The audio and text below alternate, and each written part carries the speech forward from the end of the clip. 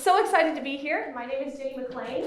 I'm a senior here at the Capstone. I'm studying public history with minors in anthropology and geography. Now, public history is a pretty new field, so you may not be as familiar with it. But public history is basically the study that wants to take all of that historical research that's stored in libraries and books and dusty archives and academic theses and take it out of there and really put it in the hands of the people to make it accessible. Do things like curate exhibits, write field trips for schools that come to museums. We deal with a lot of digital tools to make history accessible to all different populations. Public history is public facing, we teach, but it's also public serving. We want to broaden all the demographics that are served, in our community. So I have a background in history and history education, but you can see on the screen behind me that it says meshing the teaching of natural sciences and history. And y'all are here for a natural history course, so I think it's right that we start with a little bit of science. I've been told that I can swipe. Whoa, that's exciting. How many of you all have done something like this before? Frog dissection. Yeah. How old were y'all? Like, what grades were you in when you did something like this? Senior in high school? Middle school? Freshman in college? Yeah, any other answers? I feel like we kind of got the range of ages here. Yeah, this is typically something that you do maybe pretty on in your scientific career, exploration, whatever. I dissected a frog for the first time in 7th grade, and it's kind of your first foray, for the first time and the only time, I must add, in 7th grade. It's kind of your first foray into the world of scientific exploration, right? Like up until then, science has been pictures in a textbook, science has been digging up worms in your backyard, but now you come to school and you have science happening right there on your lab table. So everyone in my class showed up in 7th grade for the day to dissect frogs. We had on our closed-toed shoes and our long pants, and we were really, really excited because science was happening right there on our desk. We sat down and our frogs were in front of us, scalpel in one hand, heart in your throat, right? And I watched as all my classmates began to cut, because you make the top cut, you cut down the middle, you cut like the I-beam, right? And they began to open the frog, and it was so gross. You could see all the organs. Science was happening right there on the table. And I said, well, I guess it's time for me to open my frog up too, because I like science, and this is exciting. So I made the cut, opened my frog up, pulled it open, and it was full of eggs. I was the only student in my class that had a female frog. I don't know if y'all ever dissected a female frog. You can't see the organs. It's just layers and layers of eggs. And you would think that that's cool. It's a circle of life right there on your lab table. But let me tell y'all, folks, it is really gross. So to get to those organs, I had to scoop out layer upon layer upon layer of frog eggs. And in that moment, in 7th grade, I came to one decision. I hate science, and I never want to do it again. So from that moment on, I decided I'm pushing science away. I'm embracing my love of history, my love of storytelling. Why would I ever want to do science, something that deals with science in the future?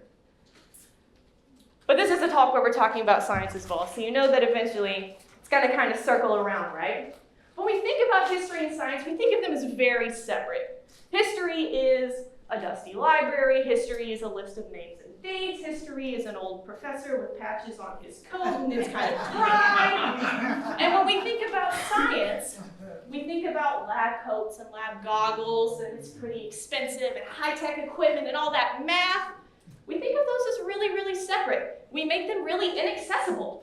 We build walls to be able to access those. We kind of keep all that historical and scientific information hidden in those repositories of knowledge, right?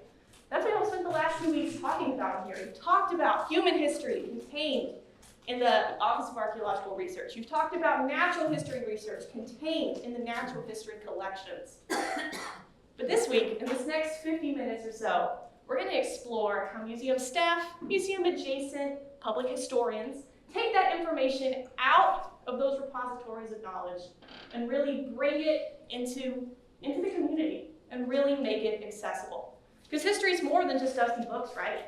History is storytelling. And history is narratives. And history is how our society works. It's your family history. It's why your community looks the way it does. And science is bigger than just lab coats and really sterile environments. Science explains the way that the environment around us works and looks. So when you learn to think like a historian And as you learn to think like a naturalist, maybe you bridge those two things in your personal life and your professional life as I do, you can do really cool stuff. Because when you think like a historian, and when you think like a naturalist, and you bring those two things together, you can really explore and explain the world around you. Because that's what history does. Explores and explains the world around us. That's what science does. Explores and explains the world around us. And you can do really cool stuff with that. So that's where we're gonna rest for the next 50 minutes. We're gonna take a look at some of my experience working professionally in the field of museums. We're gonna take a walk through my experience as a museum educator, as a park ranger for sure, we'll get there eventually. And we'll examine how the world of museum education brings history and science out of these repositories of knowledge and puts it in the hands of the people for your enjoyment and your accessibility. So I think we gotta go take a trip back in time for a minute. How many of you all are familiar with the Junior Ranger program? Yeah, maybe take your kids out there, your grandkids. I see a couple hands. Absolutely. Junior Ranger program is a really awesome program offered by our National Park Service. It's a series of workbooks. They're different for nearly every park. And they are opportunities to kind of take that workbook, go through that educational programming, and learn about the park or the historic site that you're exploring. So these right here are a couple different pictures. These are loosely middle school, high school. I think this is late elementary school. My family loves our National Park Service. We love the outdoor recreation. We love our public lands. I am proud to say that I have accumulated over 75 Junior Ranger badges in my lifetime. There's 426, so I'm still a long way from all of them, but I'm getting there. But the Park Service has always been a huge part of my life. If you need some more proof, this is my 13th birthday cake. Take a look at that logo. It's the Park Service emblem. We'll come back to that later. But I've also always loved history.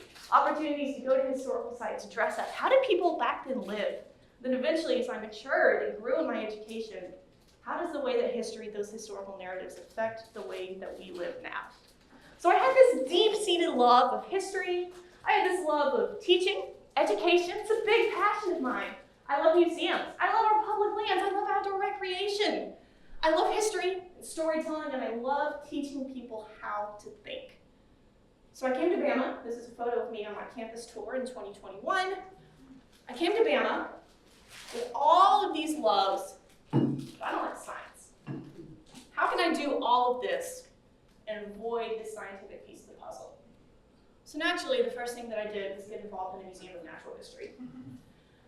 So here's where we're starting my experience today. How does a museum educate and engage its community?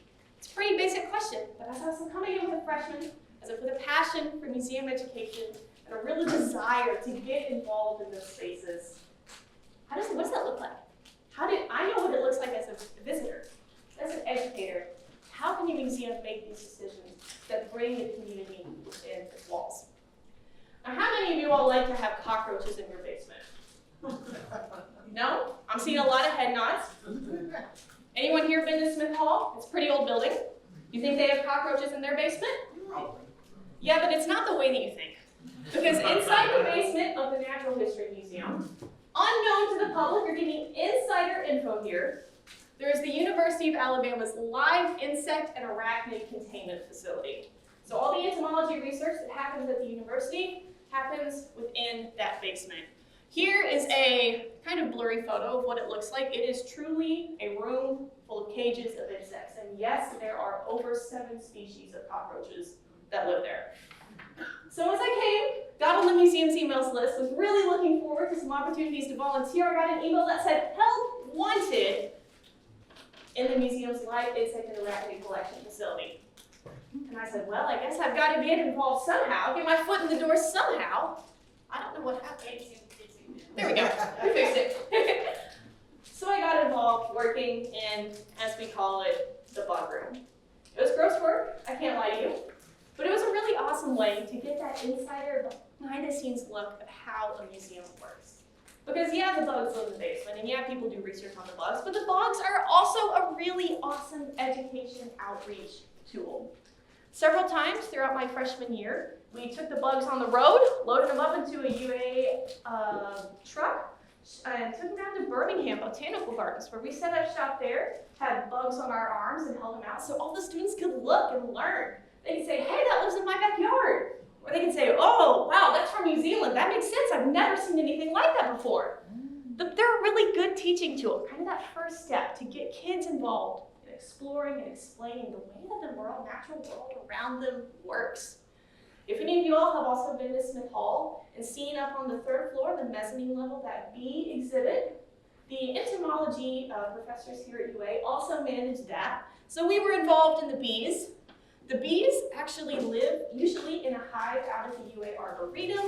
So a couple times throughout the year, we would go out, drop the old hive, bring the new one back, had to put on the full beekeeping gear. I never got stung, thank goodness. And then we also have this exhibit work going on here. So the bugs, once again, they're a really awesome teaching tool. The bees live here, they can fly in and out of the window, and people can see that work happening. Learn about the world around you. You don't think of bugs and exhibits going together, especially not if they're live bugs, but they can. In the 2nd semester of my sophomore year, we actually put the bugs on display on a much bigger scale. If any of you all have, once again, been up to the mezzanine, seen those weird corner rooms that are on the 3rd floor, they got these big old glass windows. They're kind of awkward, but they make really great places to display bugs. So me and a couple other students that worked there, along with the entomology professors, we developed this series of exhibits.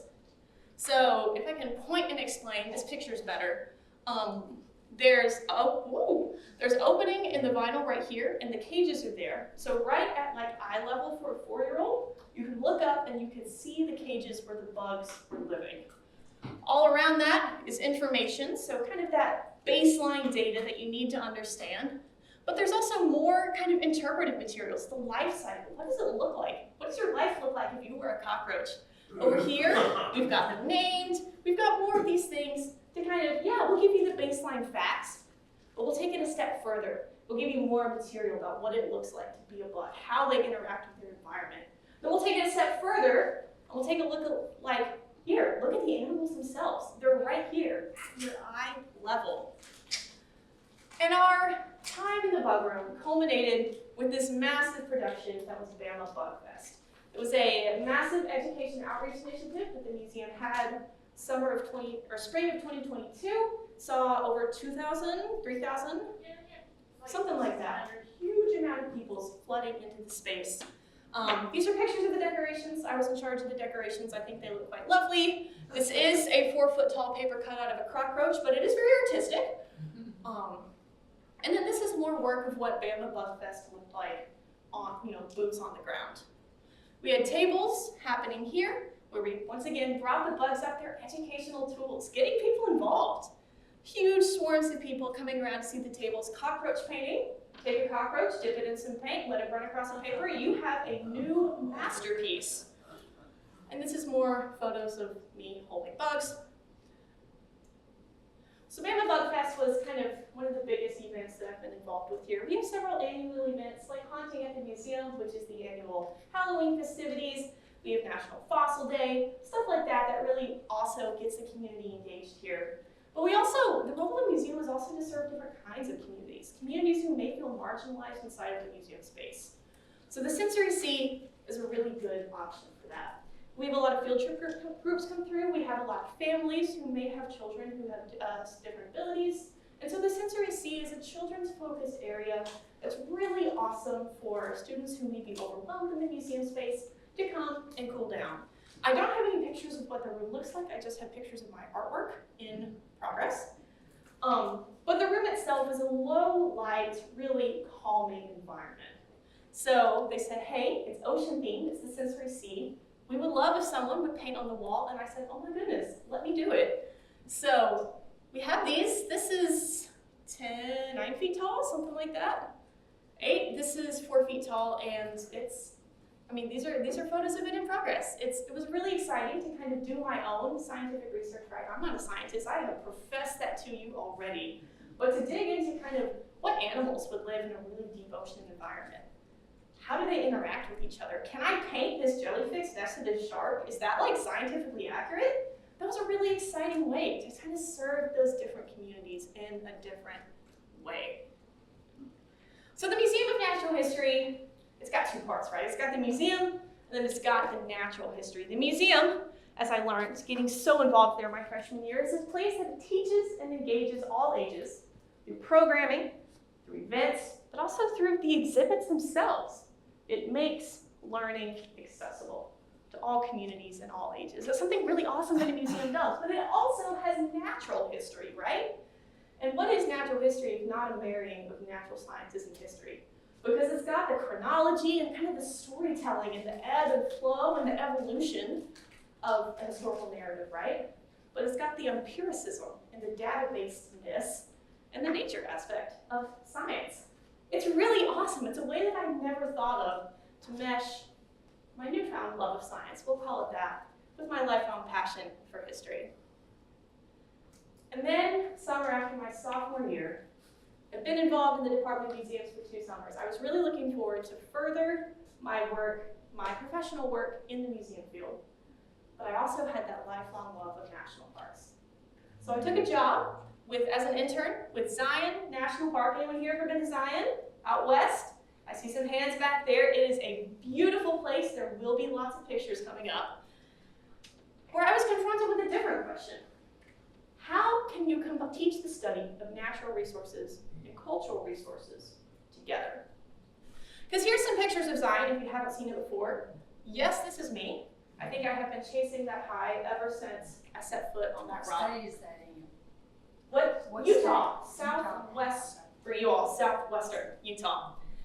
So obviously it's got science, right? It's got geology, it's got the natural world. But southwestern Utah is also an area with a long human history. It's got the tourism that comes to it now, but it's also got Church of Latter-day Saints history and before that, it's got indigenous people's history. These are two things that a national park has to figure out how to balance, how to teach those together. Make sure that one doesn't overpower the other, right? Quick note on the National Park Service though, kind of keeping in line with this idea of balancing things before we move on. This is the National Park Service logo. You already saw it on my 13th birthday cake. Here's a better photo. No hate to my mom's artistry, but this one's much clearer. Are any of you all familiar with the story of what everything on the arrowhead represents? Because everything in this symbol is important. That's a no. I'm really excited to be able to tell you. So the bison represents the National Park Service commitment to protect wildlife. The mountain and the lake represents their commitment to providing outdoor recreation to anyone who chooses to visit. The grass, the trees represent their commitment to protecting plant life. The water also represents their commitment to protecting waterways, keeping them clean. But then, surrounding all of it is the shape of an arrowhead, right? So even though we usually think of national parks as places like Grand Canyon or Smoky Mountains that are really big outdoor spaces, they also have a real duty to protect human history. That's what the arrowhead represents, their commitment to protecting human history. And so in 1916, when the first of many legislations that created the National Park Service was passed, they wrote this purpose for the Park Service right here. I know it's a lot of words, I'll just pick out the important ones. The purpose of the Park Service is to conserve the scenery and the natural and historic objects, so conserve both nature and history, and the wildlife therein, we can tack that on too, and to provide for the enjoyment of the same in such manner. So it's got a dual mandate. Sometimes you'll hear this called the dual mandate, D-U-A-L, and sometimes you'll hear it called the dueling mandate, D-U-E-L-L-I-N-G. Kind of depends on which way you look at it. Do they work together, or does your desire to conserve, really combat with your desire to make these places accessible for everyone? How do you balance that? How do you balance conserving nature and history? How do you balance teaching nature and history while also conserving and also making them accessible? It's really difficult. But this is the Park Service's job. A few more quick definitions before we move on. Cultural resource. I've probably talked about this with the Office of Archaeological Research. It's a relic of human history. It's a projectile point. It's a cannonball similar to the Civil War battlefield. It's a oral tradition or oral history. Relics of human history. But then there's natural resources. They're a little bit more self-explanatory. It's a mountain, it's a river, it's a tree, stuff like that. It's equally important to be protected. And just like we talked about with the dual/dueling mandate, the Park Service has a commitment to protect both of these kinds. And then looking at more words that are relevant to what we're talking about today, bringing stuff out of repositories of knowledge and putting it in the hands of the public. Interpretation is just that. Interpretation is the art of connecting whatever you're teaching to your audience's lived experience. So I can stand here all day and talk about museum education, but unless I ask you, hey, have you ever been to any museums? Hey, what museums did you go to? Whoa, I also went there and went to that program and it was so awesome. Unless I'm connecting with each of you and your lived experience and your stories and your stake in what I'm saying, it's meaningless. That's the real beauty of interpretation. And then specifically education, when we're talking about museum or museum-adjacent sites, is typically like family or K-8 programming that's curriculum-based. So it will align with what teachers teach, will align with state curriculum standards. So all of this has to be kept in mind when you're working at a park like Zion, because I don't know if you can see these numbers, but take a look at them. 2021, Zion's topping 5 million visitors a year. 2022, 4.7 million visitors a year. These are lots of people of all different ages and backgrounds who are coming here looking to connect with what you're teaching of all ages. It's a high ask. So one of the biggest ways as an education outreach intern that I connected with the people that are visiting here was via the Junior Ranger program. We already talked about it a little bit. These are some screenshots from the Zion Junior Ranger book. So if you take a look at this page, I hope it's big enough. If not, I will read. This page is a bingo to, what can you see? As you're out exploring the national park, what are you looking at? What's all around you? Take a look at the world that, you're hiking. Oh, wow, there's a deer over there by the hiking trail. Check it off. Get engaged in the park that you're exploring. But it also, right, conserve, look at the wildlife, but also that dual mandate of protect the place that you're exploring. This one right here has a paragraph right here that says, as a junior ranger, you can help protect this important part of history, talking about rock art. It is impossible to fix rock art once it's damaged, so bringing awareness to the fact that these things are precious, and as junior rangers, you should also protect them. The most important rule when visiting archaeological sites. And then the final question is, why do you think it's important to protect rock art? So the Junior Ranger program does a really good job of meeting that dual mandate. It encourages them to get out and to explore and to see all that they can see, but it also encourages them to be mindful and be mindful of these histories, of the long histories of these beautiful areas that they're in. Keep in mind that there are other people who also want to enjoy them. It's important not to trash them. And this right here, in case you were curious, is a photo of me swearing in my sister as a junior ranger. She will crop up in a lot of these photos. But yeah, as someone who had 75 plus junior ranger badges going into the summer, it was like mind-bogglingly exciting to swear in my first junior ranger. So programming at Zion, when you're working in the education department, you're working primarily with young families, not really teaching anyone above 5th grade. Well, you've got 5th graders and you've got parents as well. Big gap. But we engage the community or the visitors in a lot of different ways. Most of the times, that looks like really short moments because little kids have a short attention span and it's hot and they don't want to be outside, and you take what you can get. So we would do story time here on the lawn in front of the Zion Lodge. Sometimes we would read a book. Sometimes I would bring I had a backpack that was always just stuffed with animal pelts. You're like, Jenny, what's in your backpack? Oh, a mountain lion pelt. So we would always have stuff on hand to teach. So we would, sit in the shade. It's important, right? Can't begin to teach someone if they're really hot and really sweaty and not having fun. Talk about the animals that live here. Talk about what they look like. We'd often play a game where you would pretend to be a coyote that was hunting in a pack. And then suddenly, you can want to get up and run around even though it's hot and sweaty. Funny how that works. So we would engage them in these short moments like this. We had stands set up outside the visitor center, outside of trailheads, where we would be able to set up, get out Junior Ranger books, and we'd have skulls and stuff on hand just to get that quick moment of education in while we've got their attention before they head off to other things, maybe more exciting things like hiking. But we also had some longer form programs. I gave 2 programs at the Zion Nature Center, which was their education building, that were about 45 minutes long. When you're 4, that's a really long time.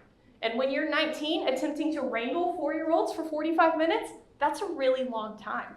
So you gotta get creative on how you do it. How do you tell these stories that are unique while keeping your audience's attention? Interpretation, right? Connecting it to what they want in that moment.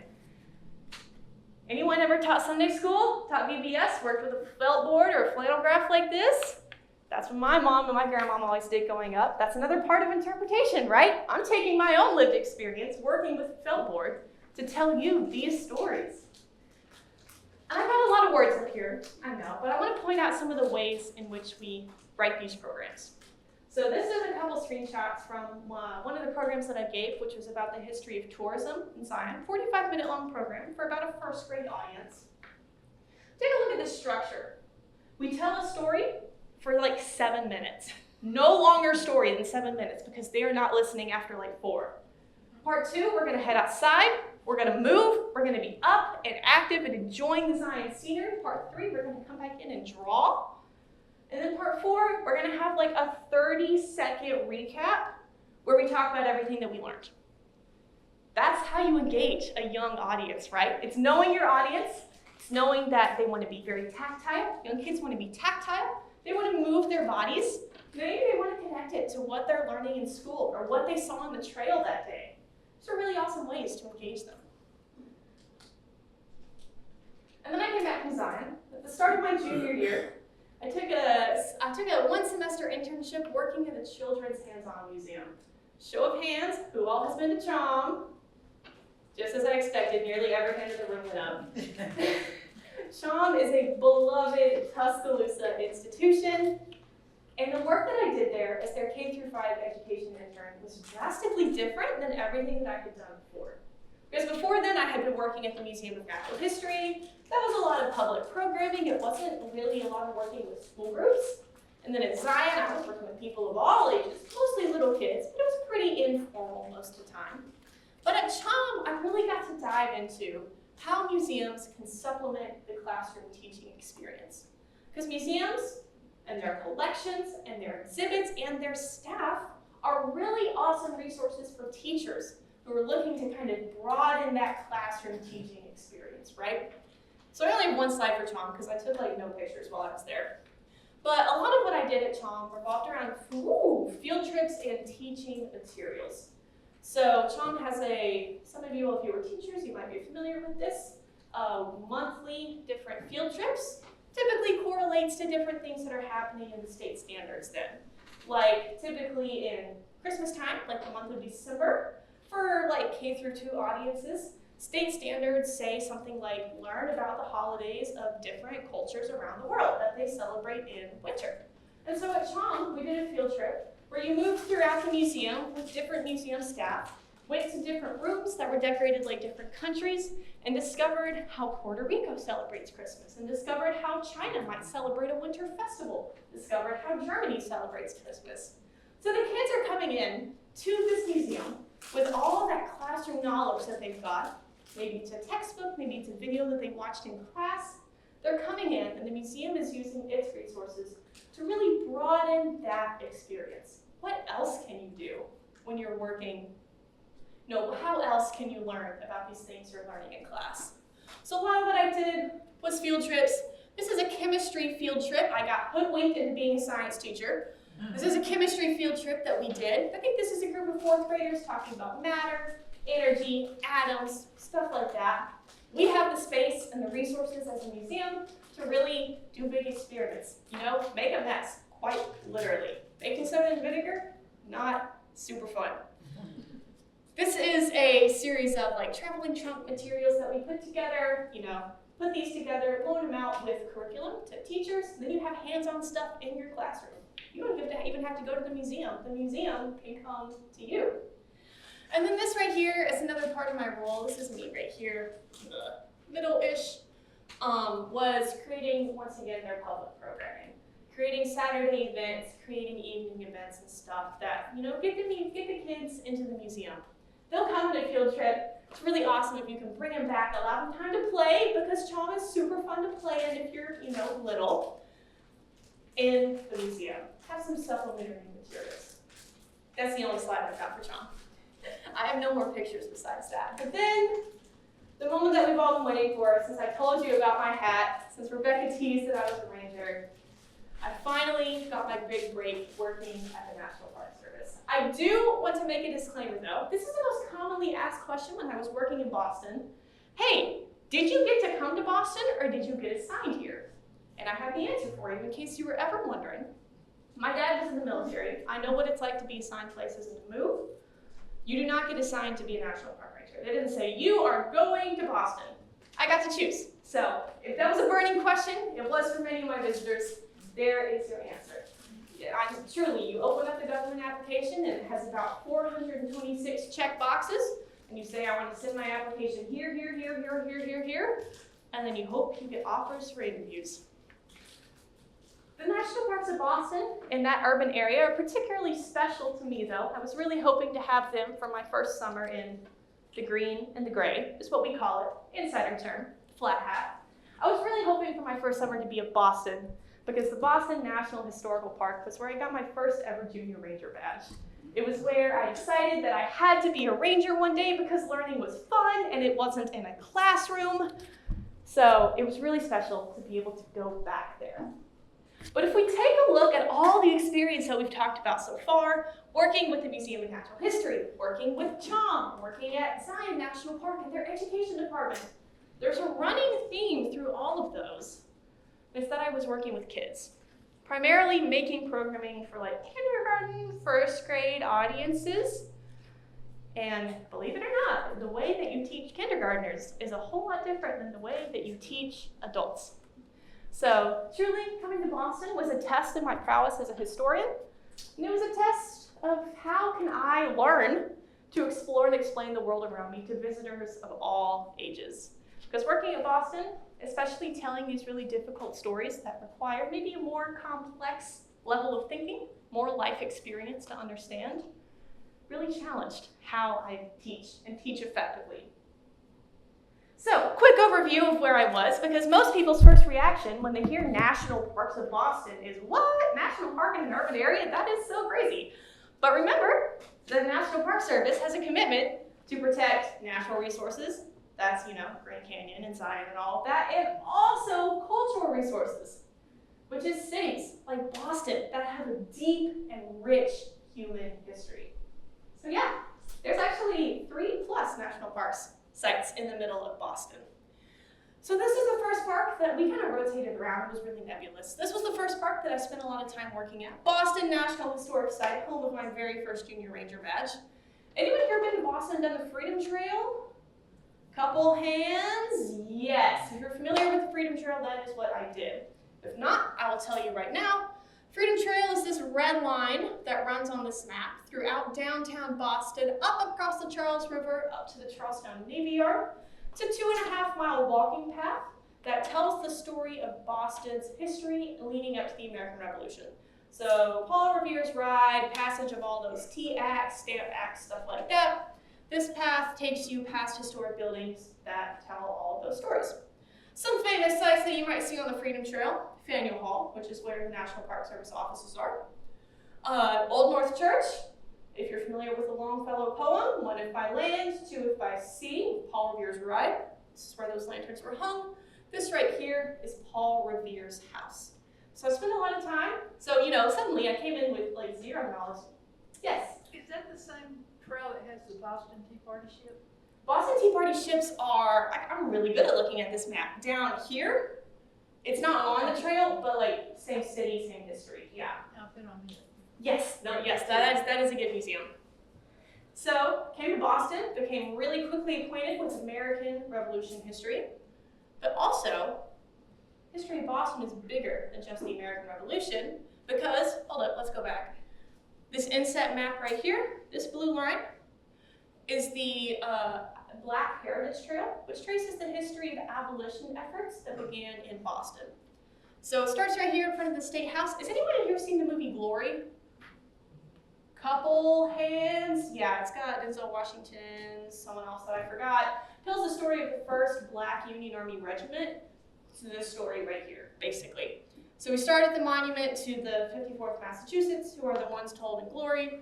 And then it snakes throughout several Underground Railroad safe houses and ends at the Museum of African American History.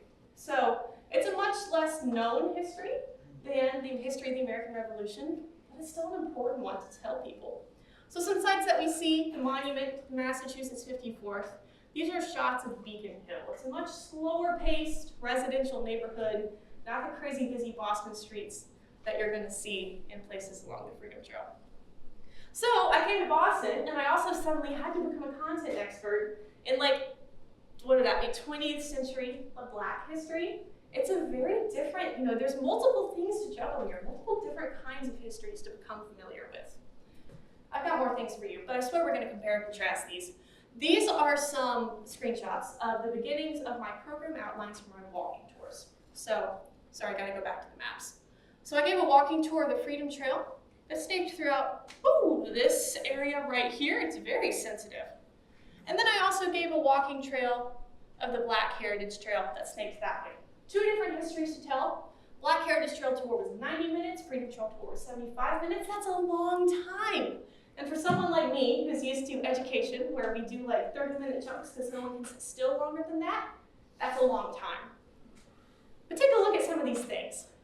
Our themes in our Black Heritage Trail walking tour are dignity and humanity and action in the face of dehumanization and justice. Over here on the Freedom Trail tour, we're talking about status quo and the risk of changing that status quo. Talking about diversity and its impacts on a town undergoing change.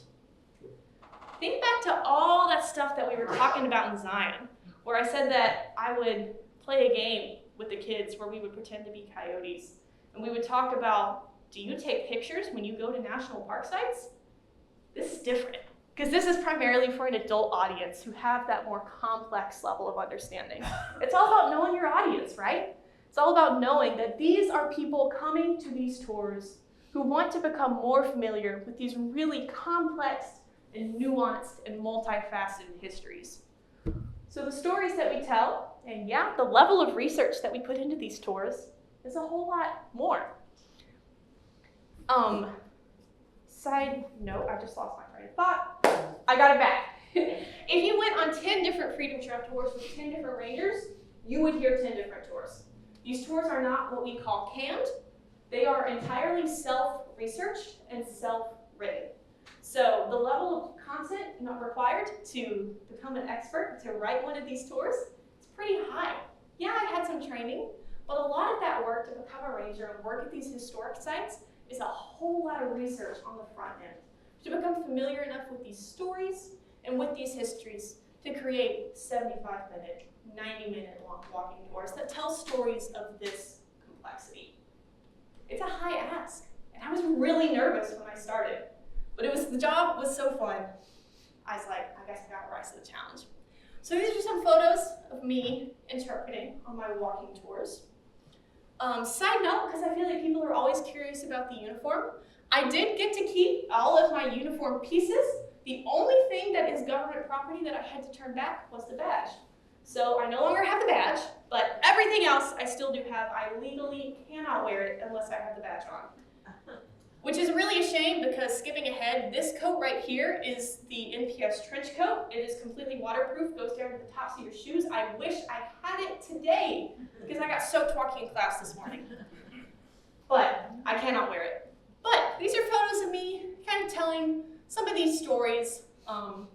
Really diverse audiences. These are not good photos. There are always between like 15 and 30 people on these tours. Audience about this size, pretty good size.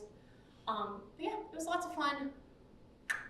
And then we were also as park rangers, especially park rangers in a very urban area like Boston, we're also very vocal, or very visual kind of front faces of the national government. So what that means in a city like Boston is that you do a lot of parades. So I got to march in a lot of parades. It's really fun because you get to put on your dress uniform, which is your nicer uniform. We marched in the Bunker Hill Day Parade. Bunker Hill was kind of the first big bloody battle of the American Revolution, fought just north of Boston. While it was technically an American loss, it was such a devastating British casualty loss as well that we considered it to be a win, I guess. So there's an annual Bunker Hill Day Parade. Rangers always get to match with that. People love their national park rangers. It's really awesome. Oh, the Rangers are marching! It was so fun. We march in a couple other parades that happen throughout Boston in the summer as well, and people love their park rangers. We're community members as well, right? We're engaging the community in that regard. Furry friends, working in historic buildings as well, telling the story of those historic buildings. Because yeah, we can get out on the street, we can walk past the houses, past the rooms, and past the big government buildings. It's really exciting to be in those places where it happens. Where, like this room right here in Faneuil Hall, was the site where these conversations about the Boston Tea Party were had.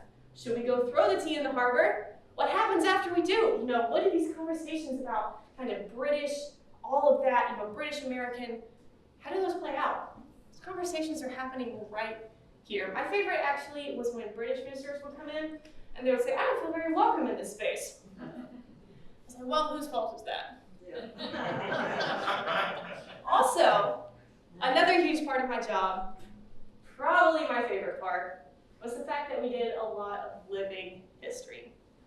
Now there is a difference, and I do want to elaborate this, between living history and historical reenactment and historic interpretation. Historical reenactment is when you see people go out in Civil War uniforms and they will reenact the battles. That's that. Living historical interpretation is someone who is maybe costumed. Imagine me, but in a costume, and I was just talking to you all, not necessarily assuming a persona. It's historical interpretation. The costume adds, but the costume doesn't really make or break it. Living history is assuming a persona. So this is 1770s Boston Tea Party era. This one right here that I actually never got to take out on the town, but I was fitted for it, was 1870s women's suffrage era. But for this one right here, as I was arguing, I did have to argue pro-British. I advocated against the Boston Tea Party. People loved it though. People love when you're the antagonist. And I lost my train of thought again. I did assume a persona. So I did adopt a historical name as the story of, this woman who wrote a couple letters, and we say, oh, we're taking your name and now I am you. So it was based in primary source historical research. Also really fun, side note, if anyone here is a seamstress or sewing, one of our rangers on our staff was an incredibly talented seamstress. She loved historical reenactment and living history. So everything that I'm wearing is hand sewn by her. Hand dyed, hand sewn. I don't know if you can tell, it's a pretty complex outfit, lots of pleats and stuff. But yeah, it is historically accurate to the utmost degree. This one never got taken out on the town. It never went public facing. But if anyone in here is familiar with the Laura Ingalls Wilder books, those were my favorites growing up. In the first book, Ma wears a green delaine dress with dark green trim to the Christmas social. This is a green delaine dress with dark green trim. Did not have strawberry buttons like Ma's dress did, but it was incredibly exciting to me to get to wear it. And now coming back to college, so I'm finishing up my senior year, looking towards the future. I've got a whole lot of experience as a museum educator. I've got a whole lot of experience working at these on-campus museums, but there's a bigger question. How do we involve college students who are on this campus, who have loads of energy and love to get involved? How do we get them in their museums so they can make these connections about their careers and they can grow as educators or interpreters or curators or whatever they want to be as well? So, UA Museum Club. You might say, Jenny, what is this slide? Clownfish, sea anemone, symbiotic relationship, one helps the other. College student and museum, symbiotic relationship, one helps the other. Because museums have funding, and museums have ample resources at their disposal. And museums can be short-staffed, and museums can need more hands, and museums can need more really brilliant ideas of how to engage the community around them. And college students have ideas. College students have free time, and college students need volunteer hours. It is, I think, a match made in heaven to get college students like me involved in museums. So the UA Museum Club, we market ourselves as UA's social, professional, and academic space for students who are interested in museums. From casual enjoyer to future professional, we run the gauntlet. Anyone who's interested in museums can get involved. So we do a lot of social things. movie nights in Smith Hall. We keep trying to show Night at the Museum because it seems like the appropriate movie, but we do not have money to pay Disney's copyright fee, which is a fact that I'm very remiss to say. Thanksgiving dinners at the Gorgas House Museum on campus. This is a like escape room event at the Gorgas House, and for our social programming, not to brag on us, but we won an award at the annual UA Capstone Awards. So we were the best arts and culture event of the music club of the year. But we also do a lot of professional development. Behind the scenes tours, getting students into those repositories of knowledge, right? Getting them into those dusty collections, seeing how they work, seeing that behind the scenes look of how all the pieces of the museum fit together. We went to the Space and Rocket Center up in Huntsville, talked with the staff up there, learned how we could get a job working in museums.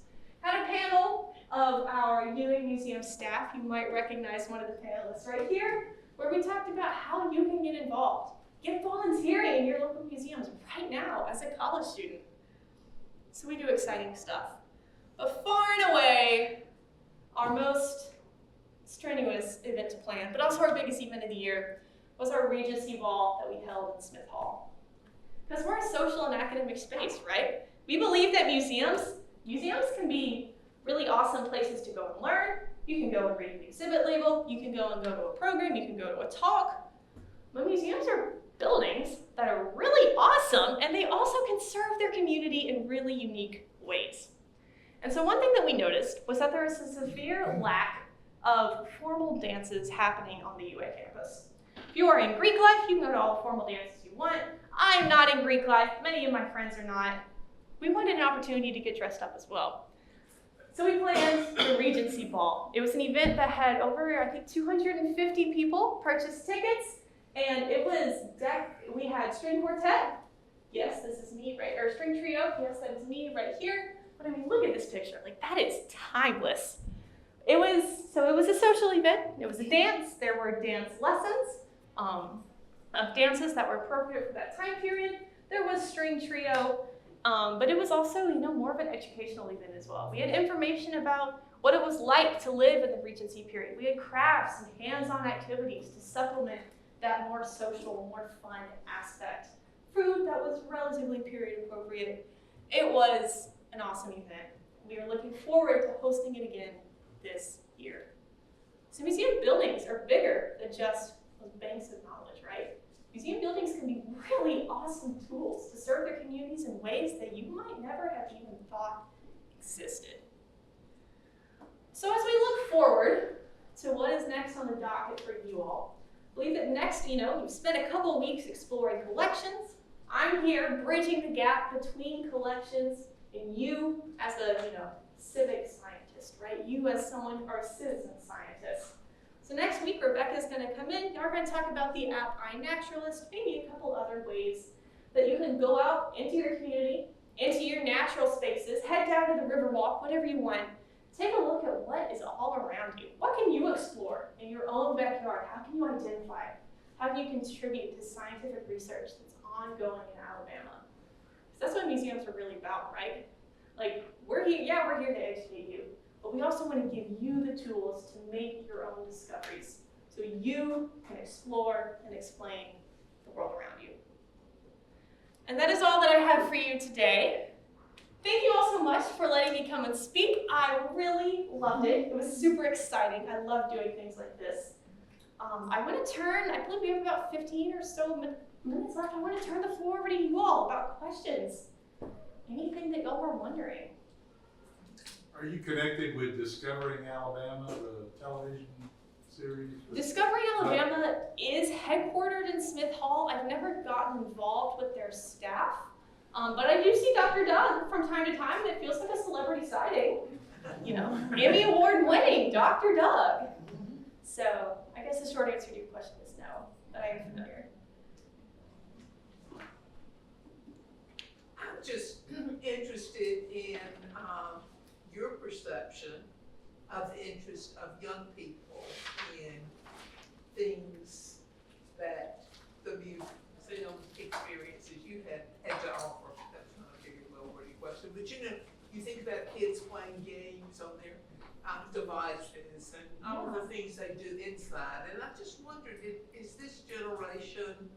really responsive and in terms of both numbers and, the reactions of those who participate?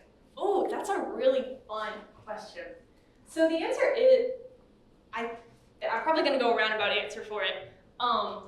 Little kids who are coming to the museums on field trips, or kids who are coming to museum sites with their parents, they're not there because they chose to be there, right? They're there because they have been forced, is the way to say it. So it's your role as a museum educator to really work as hard as you can to get them involved in whatever you're saying. Maybe that means playing a game. Maybe that means doing some sort of big, messy science experiment. Maybe that means having the pelts of a mountain lion for them to pet. Working really hard to get the students engaged, especially if they didn't make that conscious choice to get involved. As we move up into teenagers, which may be more your definition of young people, I'd say it's about half and half. In my experience working, especially at, not really in Zion because you don't have self-service at Zion, but especially in a big city like Boston, yeah, there would be some times when I would be on tours and I'd have, a whole string of interested parents who were attuned to my every word, and then behind them I'd have a string on, teenagers on their cell phones. And sometimes it was like that. But also, on the flip side, teenagers, not to get I'm not a psychologist, but teenagers are really growing into who they are, right? So they want to explore these big ideas about community, about society, about themselves and different people that they might interact with and different stories. They want to gain familiarity with those, right? Kind of continue to form their worldview that's kind of burgeoning. So it's the role of a museum as well to engage these really interested young people who have these big, exciting ideas, but maybe need a little bit of guidance to get some different stories and put together their worldview. I think it goes to one of the extremes, especially with teenagers. They're either really locked out or they're really excited about the opportunity to learn a bigger story. Yeah. I volunteer a couple hours a week in Mary Harmon Bryant collection. And although it's all sedentary work, it's interesting work. I bet. Doing a variety of things, and I encourage other people in the room to think about volunteering some time. Absolutely. Especially in the month of October, as we have so many exciting events coming up in the Department of Museums. We need all hands on deck. If you're interested, talk to Rebecca, talk to anyone else who's doing this lecture series. If you would like to get involved with any museum stuff, For sure. Yeah. What brought you to the University of Alabama? Scholarship? Okay, Yeah.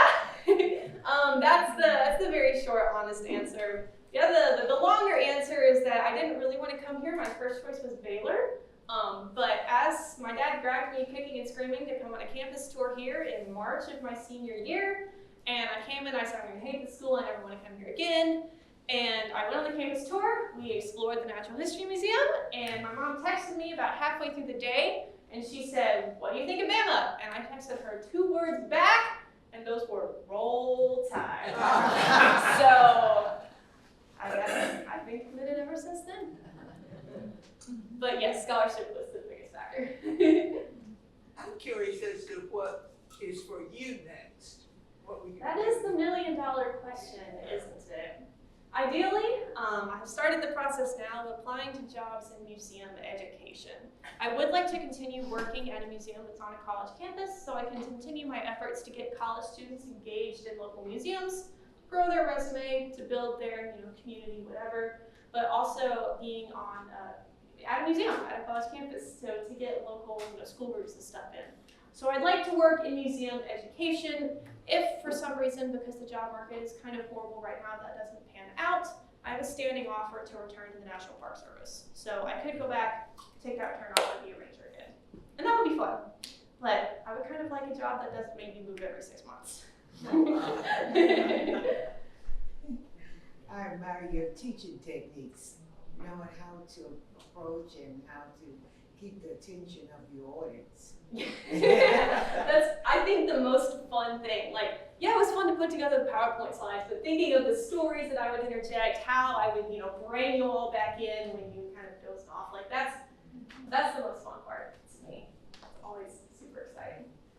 So have you ever seen a bear or a wolf being a park ranger out there? Common misconception. Actually, I have to debunk one thing. There are no bears in Zion. Okay. I have seen That's a good bears. place to work then. Yes, there are mountain lions, but I think the last count that we got was there's about 7 in the park total. So, you know, you're not really gonna run into a mountain lion as long as you are smart. I have seen bears in the Great Smoky Mountains because my family over there, so we go over there a lot. But in my capacity of a ranger, the most wildlife that I've seen is like deer, or like, I think maybe one bobcat at Zion. So do you take people on trail hikes around here in this area, volunteer trail hikes, maybe looking for stuff like fossils? I haven't done anything like that here. My work here is mostly indoors. But that could be something that would be really interesting to do. I know that the Department of Museums does like summer field trips going to look for fossils. Lots of fossils to be found in this area. She mentioned bears, and I was just wondering, if it was the park rangers, okay, like in Yellowstone where they have the grizzlies, the rangers come out and they make sure nobody is on that trail. Yeah. You know, I mean, is that the park rangers that do that? I don't know the Is that- answer. I don't know the answer perfectly for Yellowstone, but there are all different kinds of rangers. I was a ranger that did education and interpretation, but there are also lots of rangers that work with natural resources, more specifically wildlife. So they may not be in the full uniform with the hat, but they are still park rangers. Well, they had that. Oh, really? You know, I just, was talking to one because you could see, the grizzly. Yeah. But I was talking to one and I just simply asked him, is it for protection for the bear or protection for the people? Well, that's a valid question. And he answered both. Yeah, I believe that. Right, that's kind of that dual mandate once again, right? Like to protect the bear, to conserve wildlife, but also protect humans so you can enjoy the park. Like kind of that two-way street to walk. But I was very impressed with the park rangers. Yeah. My husband and I went to many, many, many national parks. That was our passion. We loved. I'd rather go to a national park than I would Hawaii. Yeah. But we've talked to many rangers, and they are all just informative, and it's, I'm very impressed with that program. Yeah. Park rangers are awesome. They are. Very much so. So do you teach insect classes about insects since you worked with the insects? No, thank goodness. I stopped working with the insects Christmas break my sophomore year, so it's been a minute since I was involved with the entomology department. So no, I As a would. naturalist, you can take pictures of insects once you join that. Indeed, you can. I Looking took forward some, to next I week. took some, but they just didn't turn out good on the phone. Happens. But, and then plants too. Yeah. And I went on a field trip for indigenous plants in this area last Awesome. week at the Malcolm Park Yeah. Museum area. And really enjoyed that. They're great resources. Yeah, I was interested in this major in public history. Yes. How long has it existed on this campus, and is this an area that is being offered all over? Just wondering. Trying to think. No, that's a good question. I want to say it's been offered here since 2018 or 2019. So a lot of my coursework is pretty different than a typical history major course. I take classes in museum operations. I take classes in interpreting historic sites. I take classes in digital history, like learning the tools that you can use to preserve history online. Stuff like that is a lot. I've taken a class on our national parks. I know how to work and manage our national parks, stuff like that.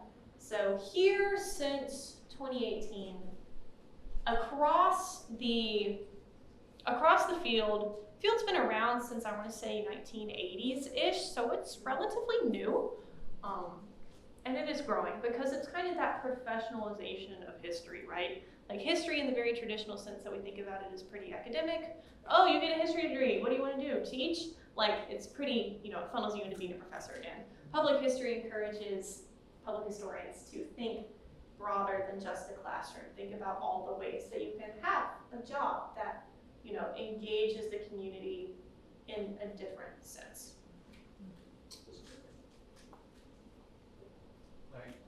Thank you Of so course. much.